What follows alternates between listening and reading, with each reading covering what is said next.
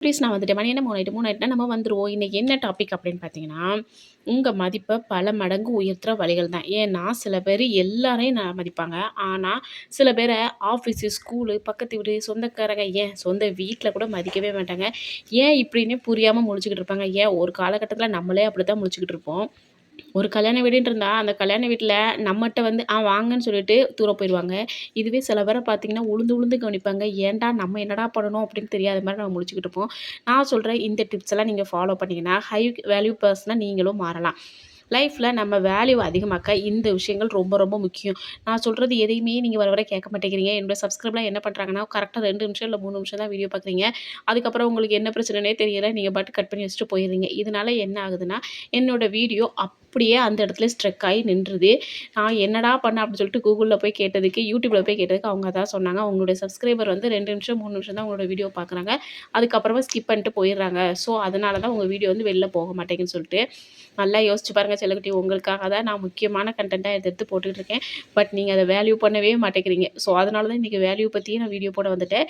வாங்க வீடியோக்குள்ள போகலாம். இதான் ஃபர்ஸ்ட் டைம் வர்றதா இருந்தா லைக் பண்ணிட்டு, சப்ஸ்கிரைப் பண்ணிட்டு உள்ள வாங்க. அப்படியே ஹைப் பட்டனே அமுக்கிக்கங்க. உங்கள இந்த உலகம் வேல்யூ பண்ணுனா, ஃபர்ஸ்ட்டு வெளில தேடாதீங்க. அது உங்கிட்ட இருந்து ஸ்டார்ட் பண்ணுங்க. உங்க வேல்யூவ நீங்க ஃபர்ஸ்ட்டு செக் பண்ணுங்க. உங்க வேல்யூ பத்தி நீங்களே கம்மியா எடை போட்டீங்கன்னா, மத்தவங்களும் அதே மாதிரி இல்ல, அத விட ரொம்ப ரொம்ப கம்மியா தான் வேல்யூ பண்ணுவாங்க. ஏன்னா ஃபர்ஸ்ட்டு அதான் சொல்லுவாங்க தெரியுமா? தமாஷா சொல்ற மாரி, எனக்கு நான் தான். ஃபர்ஸ்ட்டு எனக்கு என்னைய தான் பிடிக்கும். ஐ லவ் மை செல்ஃப் அப்படிங்கிற மாரி உங்கள நீங்க ஃபர்ஸ்ட்டு லவ் பண்ணுங்க. அப்பதான் மத்தவங்க உங்களுடைய வேல்யூவ நல்லபடியா புரிஞ்சுப்பாங்க. நீங்க ஒரு ஹை வேல்யூவா மாறணும்னா, அதுக்கு நீங்க ஹை வேல்யூ மைண்ட் செட்டுக்கு மாறணும். நம்மளோட மைண்ட் செட்டே கம்மியா இருந்துச்சுன்னா, அப்ப நம்ம எப்படி வேல்யூ உள்ள மனுஷனா மாற முடியும்? ஸோ, ஏன்னா நம்ம மைண்டு நம்மள ஒத்துக்கலனா, இந்த சொசைட்டி நம்மளோட வேல்யூவ இன்க்ரீஸ் பண்ணாது. அத வந்து ரொம்பவே டிக்ரீஸ் பண்ண தான் செய்யும். அதுக்கு ஃபர்ஸ்ட்டு நமக்கு சில பிரின்சிபல செட் பண்ணணும். பிரின்சிபல் மீன்ஸ் என்னன்னு உங்களுக்கு புரியுதா? அதாவது இத வந்து உடைக்கவே முடியாத அளவுக்கு உங்க வேல்யூ வந்து அதிகரிக்கும். அது எப்படிக்கா உடைக்கவே முடியாத அளவுக்கு அதிகரிக்க முடியும் அப்படின்னு கேட்காதீங்க. டிசிப்ளின் லைஃப் சூஸ் பண்ணுங்க. அதாவது நான் இப்படித்தான் காலையில 5 மணிக்கு எந்திரிப்பேன்னா, நான் எப்பவுமே 5 மணிக்கு எந்திரிச்சு என்னுடைய வேலைய நான் ரொட்டீனா பண்ணுவேன் அப்படின்னு சொல்லிட்டு, உங்களுக்கு உண்டான ஒரு டிசிப்ளின வந்து உங்க லைஃப்ல கொண்டு வாங்க. சில பேர் 10:30க்கு தூங்கி காலையில 3 மணிக்கு எந்திரிப்பாங்க. சம்டைம்ஸ் சில பேர் 12 மணிக்கு தூங்கி காலைல 9 மணிக்கு எந்திரிப்பாங்க. தயவு செஞ்சு அப்படி இருக்காதீங்க. கரெக்ட்டா 8 மணி நேரம் கண்டிப்பா தூங்குங்க. யார்ட்டயுமே ப்ராமிஸ் பண்ணா அத காப்பாத்துங்கப்பா. நெறைய பேர் பண்ற பெரிய பிரச்சனையே இதுதான். ப்ராமிஸ மட்டும் பொசுக்கு பொசுக்குன்னு பண்ணி விட்டுறது. அதுக்கப்புறம் பார்த்தீங்கன்னா, அத வந்து காப்பாத்துற பழக்கமே கிடையாது. அத அப்படியே காத்தால விட்டுறது. இந்த வடிவேலு சொன்ன மாரி, "ஓ! இதுதான் அந்த ஆப்பா" அப்படிங்கிற மாரி, "இந்த கேப் தான் எனக்கு வச்ச ஆப்பா" அப்படிம்பாங்கல்ல, அந்த மாதிரி நம்ம என்ன பண்றோம்னா, ப்ராமிஸ மட்டும் பண்றோம். அதுக்கு உண்டான மரியாதைய நம்ம குடுக்குறதே இல்ல. ஸோ, ப்ராமிஸ் பண்ணீங்கன்னா, அத ஃபர்ஸ்ட்டு காப்பாத்துங்க. 3வது மத்தவங்க கூட நோ கம்பேரிசன். அவன் அப்படி இருக்கான், இவன் இப்படி இருக்கான்னு சொல்லிட்டு ஃபர்ஸ்ட்டு கம்பேர் பண்ணாதீங்க. உங்களோட பேச்ச தான் மத்தவங்க ஃபர்ஸ்ட்டு கவனிப்பாங்க. நீங்க மத்தவங்கள கம்பேர் பண்ண ஆரம்பிச்சீங்கன்னா, உங்கள வந்து எவனுமே கண்டுக்கவே மாட்டான். ஸோ, அதனால நீங்க பேசும்போது மத்தவங்கள கம்பேர் பண்ணி எப்பவுமே பேசாதீங்க. நெக்ஸ்ட்டு கெட்ட பழக்கவழக்கங்கள ஸ்டாப் பண்ணுங்க. நெறைய பேர் பண்ற மிஸ்டேக்கே இதுதான். கையில சிகரெட்ட வச்சுட்டு ஜாலியா பார்த்துட்டு இருந்தா, அது வந்து ஒரு ஒரு ஸ்டைல்ன்னு நெனச்சிட்டு இருக்காங்க. ஸ்டைல்லாம் கிடையாது. இவன் குடிகாரன் போல அப்படின்னு நெனச்சுருவாங்க. அதே மாரி தான் பொண்ணுங்களையும். ஸோ, அதனால கெட்ட பழக்கங்கள் ஏதாவது இருந்துச்சுன்னா, ஃபர்ஸ்ட்டு அத ஸ்டாப் பண்ணுங்க. டெய்லி ஏதாச்சும் ஒரு கோல செட் பண்ணிட்டு, அத ஃபினிஷ் பண்ணுங்க. உதாரணத்துக்கு இப்போ வெயிட் லாஸே பண்ணுறோம்னா, கண்டிப்பா 10,000 ஸ்டெப் என்னால நடக்க முடியும்னா மட்டும் தான் டிசிப்ளினா, பிரின்சிபலா நம்ம கோல வந்து செட் பண்ணணும். நம்ம என்ன பண்றது, நம்மளால முடிஞ்சது நம்ம உடம்புக்கு 5,000 தான் ஸ்டெப் தான். 5,000 ஸ்டெப்ப மட்டும் ஃபினிஷ் பண்ணுங்க. சும்மா என்னால 10,000 முடியும்னு சொல்லிட்டு ஒரு நாள் நடந்துட்டு 9 நாளைக்கு படுத்து கிடக்கக்கூடாது. ஸோ, அதனால உங்களுக்கு என்ன முடியுமோ அத மட்டும் ஃபர்ஸ்ட்டு செய்யுங்க.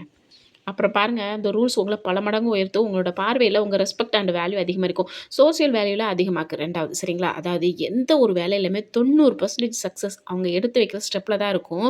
மிச்ச 10% தான் மத்தது. ஸோ ரொம்ப அதிகமா பேசி உங்கள நீங்களே டவுன் பண்ணாதீங்க. தேவையான இடத்துல மட்டும் பேசுங்க. அதுவும் தேவையான அளவு மட்டும் பேசுங்க. எவ்வளவு அவசியமோ அந்த அளவுக்கு மட்டும் பேசுங்க. அப்பதான் உங்களோட வேல்யூ வந்து இன்கிரீஸ் ஆகும். சும்மா வளவள கொல கொலன்னு பேசுனீங்கன்னா, இவன் எந்நேரமும் சலசண்டி தான்ப்பா பேசிக்கிட்டே இருப்பான், புலம்பிக்கிட்டே இருப்பான், சலம்பிக்கிட்டு இருக்கான் அப்படின்னு சொல்லிட்டு விட்டுருவாங்க. ஸோ தேவையான இடத்துல பேசி எவ்வளோ அவசியமோ அந்த அளவுக்கு மட்டும் பேசுங்க. நம்ம எப்பவுமே நம்மள பிஸியா வச்சுக்கணும். மெயினே இதுதான். அடுத்தவங்களுக்கு எனி டைம் அவைலபிளா இருக்கக்கூடாது. இவனுக்கு ஃபோன் போடுறான், எப்ப பார்த்தாலும் ஃப்ரீயா தான் இருப்பான், நம்ம வந்து பேசிக்கலாம் அப்படின்னு நினைக்கிற அளவுக்கு நம்ம வந்து ஃப்ரீயா இருக்கக்கூடாது. ஐயய்யோ! இவனையா புடிக்கவே முடியாதே, இவனுக்கு இருக்கிற வேலைக்கு அப்படிங்கிற அளவுக்கு நம்மளோட டைம வந்து ரொம்பவே முக்கியமானதா மாத்தணும். நம்ம டைம் எவ்வளோ முக்கியம்னு எதிரில நிக்கிறவனுக்கு நம்ம புரிய வைக்கணுமே தவிர, அவன் நம்மளோட டைம வந்து ஜட்ஜ் பண்ணக்கூடாது. உங்ககிட்ட பேசுறது அவ்வளோ ஈஸி இல்ல அப்படின்னு சொல்லிட்டு புரியணும். அப்பந்தான் நம்மள ஹை வேல்யூ பண்ண ஆரம்பிப்பாங்க. அடுத்து எமோஷனல் இன்டெலிஜென்ஸ். அதாவது உங்களுடைய மத்தவங்களுடைய எமோஷனல பத்தி அவேர்னஸ் இருக்கணும். புரியுதா உங்களுக்கு? உங்களுடைய எமோஷனல பத்தி உங்களுக்கு அவேர்னஸ் இருக்கணும். மத்தவங்க அதாவது எதிர்த்தாப்புல இருக்கிறவங்க என்ன பேச வராங்க, எதுக்காக இந்த அளவுக்கு எமோஷனலா பேசுறாங்க அப்படிங்கிற அவேர்னஸும் உங்கட்ட வந்து இருக்கணும். நம்மகிட்ட இருக்கிறவங்க என்ன சொல்றாங்க, அத விட முக்கியம் அத ஏன் நம்மகிட்ட சொல்றாங்கன்னு சொல்லிட்டு நீங்க ஃபர்ஸ்ட்டு புரிஞ்சுக்கங்க. நெக்ஸ்ட்டு ரொம்ப இம்பார்ட்டன்ட் இன்கிரீஸ் ஃபினான்ஷியல் வேல்யூ. ஏன் இத சொல்றேன்னா, ஃபினான்ஷியல் வேல்யூ ரொம்ப ரொம்ப முக்கியம். கேரக்டர் அண்ட் பிஹேவியர் மட்டுமே கரெக்ட்டா இருந்தா பத்தாதுப்பா இந்த உலகத்தில. ஃபினான்ஷியலா ரொம்ப ரொம்ப முக்கியம். ஏன்னா, ஃபினான்ஷியல் வேல்யூ இருந்தா போதும், நம்மள வந்து அசால்ட்டா மதிப்பு குடுக்க ஆரம்பிச்சுருவாங்க. நம்ம எல்லாருக்குமே தெரியும், காசு மனுஷங்களோட வேல்யூ வந்து அதிகரிக்கும்னு. ஆனா, அதே காசு எந்த மாதிரியான பவர்ஃபுல்லான டூல்னா, லைஃப்ல ஃப்ரீடம், டிஃபரண்ட் ஆப்ஷன் எடுக்கிறது அண்ட் பவர் ஒரு நல்ல லைஃப் ஸ்டைலு தரும். ஏன்னா, மனுஷன் தன்னோட லைஃப்ல ஃபுல்ஃபில் ஆகுறதுக்கும், தன்னோட அனைத்து தேவைகள் நிறைவேத்துறதுக்கும் ரொம்ப இம்பார்ட்டன்ட் என்னன்னு பார்த்தீங்கன்னா, யார்கிட்டயுமே நம்மளோட ஃபினான்ஷியல் வேல்யூ அதிகமா இருக்குதோ, இந்த லைஃப் ஸ்டைல் அவங்களுக்கு தான் கிடைக்கும். ஸோ, நம்மளோட ஃபினான்ஷியல் தேவை வந்து நம்மளோட வேல்யூமே ரொம்ப ரொம்ப அதிகரிக்கும். ஸோ, ஃபினான்ஷியலா உங்க வேல்யூ உயர்த்துங்க. அதுக்கு நீங்க அதிகமா காசு சம்பாதிக்கிறது ரொம்ப ரொம்ப அவசியம். பட் அந்த காச எவ்வளோ செலவு பண்றோம், எவ்வளோ சேமிச்சு வைக்கிறோங்கிறது ரொம்ப ரொம்ப முக்கியம்ப்பா. சம்பாதிக்கிற காச அப்படியே வச்சிருந்தா நம்ம வேல்யூ அதிகமாகாது. அத சரியான இடத்துல இன்வெஸ்ட்மென்ட் பண்ணியே ஆகணும். நம்மளோட ஃபினான்ஷியல் வேல்யூ அதிகமான அப்புறம் நம்மளோட நெக்ஸ்ட் லெவல் ஃபிசிக்கல் லெவல் தான். ஏன்னா, நம்ம ஃபினான்ஷியலா எவ்வளோ தான் குரோத்ல இருந்தாலும் சரி, ஃபிசிக்கலா கரெக்ட்டா இருந்தா மட்டும் தான் இன்னும் நம்மளோட மதிப்பு வந்து உயரும். நீங்க உங்கள வேல்யூ பண்றீங்கன்னா உங்களுக்கு தெரியும். அப்படித்தானே? ஆனா, அது மத்தவங்களுக்கு எப்படி தெரியும்? கண்டிப்பா தெரிய வைக்க முடியாது. ஆனா, நீங்க ஃபிசிக்கலா உங்கள வந்து நீங்க இம்ப்ரூவ் பண்ணீங்கன்னா கண்டிப்பா முடியும். அதுக்கு தான் ஃபிசிக்கல் வேல்யூ. உங்க உடம்ப நீங்க கவனிக்கிறது. உங்களோட ஃபிசிக்கல் ஹெல்த் உங்கள பத்தி நெறைய சொல்லும். ஸோ, அது மத்தவங்கள உங்களுக்கு மதிப்பு குடுக்க வைக்கும். ஏன்னா, நம்ம லுக் அண்ட் பாடி அட்ராக்டிவ் வந்து மத்தவங்க பண்ணணும்னு நீங்க நினைச்சீங்கன்னா, உங்க ட்ரெஸ்ஸிங் சென்ஸ் எல்லாமே சூப்பர் லுக்கா இருக்கணும். இதுவே அலங்கோலமா பார்க்க கேவலமா இருந்தா நம்மள யாருமே கண்டுக்க கூட மாட்டாங்க. ஸோ, லுக்ஸ் லைக் பியூட்டிஃபுல்லா இருக்கணும். சரியா? எப்பவுமே நம்ம வந்து பார்க்கறக்கு அழகா இருந்தா மட்டும் தான் நமக்கு வந்து ஃபிசிக்கல் வேல்யூ கிடைக்கும். நம்ம என்னதான் கோடி கோடியா சம்பாதிச்சு வச்சிருந்தாலும், நம்ம வந்து பார்க்கறதுக்கு கொஞ்சம் கேவலமா இருந்தோம்னா, என்ன தெரியுமா சொல்லுவாங்க? "இவ்வளோ பணம் வச்சிருந்த என்னத்துக்கு இங்க பாரு பிச்சைக்காரன் மாரி இருக்கிறான்" அப்படின்னுவாங்க. ஸோ, அதனால நமக்கு எந்த அளவுக்கு ஃபினான்ஷியல் முக்கியமோ, அதே அளவுக்கு ஃபிசிக்கலும் முக்கியம். சரியா? ஒருத்தவங்களோட லுக்லே தெரியும், அவங்க ஹெல்த் மேல எவ்வளோ ஃபோக்கஸா இருக்காங்கன்னு சொல்லிட்டு. ஸோ, இது எல்லாமே ரொம்ப ரொம்ப இம்பார்ட்டன்ட். இது எல்லாமே இருந்தா மட்டும் தான் நம்மளால உயரத்துக்கு போக முடியும். நம்மளோட வேல்யூ வந்து ஹை வேல்யூ பண்ணுவாங்க. நம்மள வந்து ஹை வேல்யூவா இருக்கணும்னு நீங்க நெனச்சீங்கன்னா, இது எல்லாமே ரொம்ப ரொம்ப முக்கியம். ஸோ, கண்டிப்பா இது எல்லாத்தையுமே நீங்க கவனிச்சு பாருங்க.